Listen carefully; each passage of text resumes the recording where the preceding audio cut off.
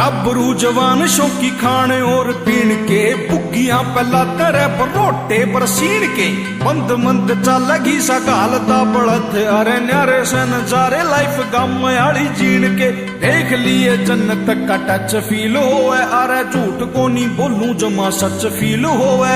खेतां आली नालियां में पैर तू डुबो के अरे चूसिए रे गंडे कती गच फील होवे